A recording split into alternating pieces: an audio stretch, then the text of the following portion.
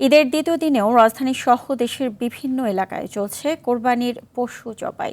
সকাল থেকেই বাসাবাড়ি ও নির্ধারিত স্থানে পশু কোরবানি এবং মাংস বিতরণে ব্যস্ত সময় পার করছেন মানুষ। প্রথম দিনের তুলনায় চাপ কিছুটা কম হলেও বিভিন্ন এলাকায় এখনও দেখা গেছে কোরবানির ব্যস্ততা। এদিকে ঈদের ছুটিতে ফাঁকা ঢাকায় নিরাপত্তা নিশ্চিতে গুরুত্বপূর্ণ স্থানে অতিরিক্ত পুলিশ মোতায়েন ও টহল জোরদার করা হয়েছে বলে জানিয়েছে আইনশৃঙ্খলা বাহিনী। কোরবানির বর্জ্য দ্রুত অপসারণে মাঠে কাজ করছে সিটি কর্পোরেশনের পরিচ্ছন্নতা কর্মীরা।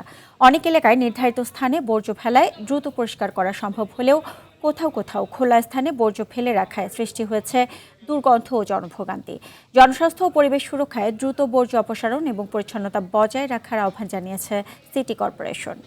আল্লাহর নামে কোরবানির পশু কোরবানি দেওয়ার সাথে সাথে মানুষের ভিতরের পশুত্ব কোরবানির সাথে দেওয়া, এটা হলো কোরবানির বিশেষ মাহাত্ম্য, বিশেষ গুরুত্ব। আমাদের ফার্ম আছে তো ওইটা নিয়ে একটু ব্যস্ত থাকা হয়, তাই আমরা ঈদের দ্বিতীয় দিন কোরবানি দিই আর কি। আল্লাহর নামে আমরা কোরবানি দেই, তো একদিন বেশি রাখি যাতে আমার একটু মায়াটা একটু বাড়ে। এখানে সিটি কর্পোরেশন যে লোকরা আছেন তারা আমাদেরকে ব্লিচিং পাউডার এবং একটা করে ব্যাগ দিয়েছেন, যেটার জন্য আমরা সেই বর্জ্যগুলো সেই ব্যাগের মধ্যে স্থাপনা করে ওদেরকে হাতে তুলে দিচ্ছি সিটি কর্পোরেশনের। দর্শক, এই মুহূর্তে রাজধানীর রামপুরা হাজীপাড়া এলাকায় রয়েছেন সহকর্মী আব্দুর রহিম, সরাসরি যুক্ত হচ্ছে সেখানে। রহিম, সিটি কর্পোরেশনের বর্জ্য অপসারণ কতটুকু সফল হলো এবং সেই সাথে নগরের সার্বিক পরিস্থিতি আমাদেরকে জানাবেন।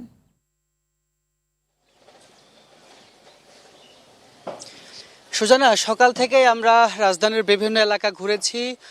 বিশেষভাবে পশু কুরবানির পরে কিন্তু রাজধানীর যেই বর্জ্য অপসারণ সেটি কিন্তু প্রায় শেষ পর্যায়ে আমরা দেখেছি। কোনো কোনো এলাকায় হয়তো বা কিছু বর্জ্য আমরা দেখেছি যেখান থেকে কিছুটা দুর্গন্ধও ছড়িয়েছে।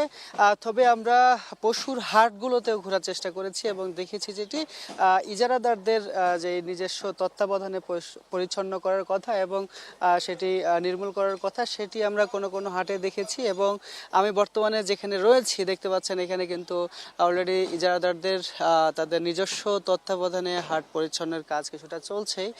তারা আমরা দেখছি যে বাঁশ খোলা থেকে শুরু করে ত্রিপল যেগুলো ছিল সেগুলো খুলছে। এবং কিছুক্ষণ আগে কিন্তু আমরা ঢাকা দক্ষিণ সিটি কর্পোরেশনের যে প্রশাসক তিনি ব্রিফিং করেছেন একটি হাট পরিদর্শনে এসে। তিনি যেমনটি জানিয়েছেন, হাট ইজারাদারদের 72 ঘন্টার মধ্যে কিন্তু তাদের হাটগুলো পরিচ্ছন্ন করতে হবে, এমনটি কিন্তু তিনি জানিয়েছেন।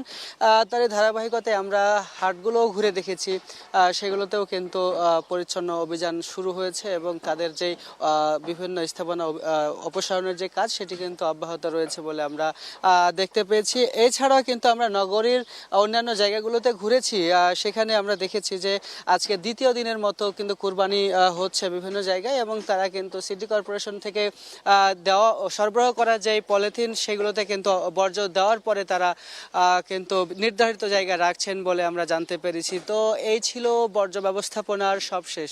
সুজানা। জি, আপনাকে অসংখ্য ধন্যবাদ।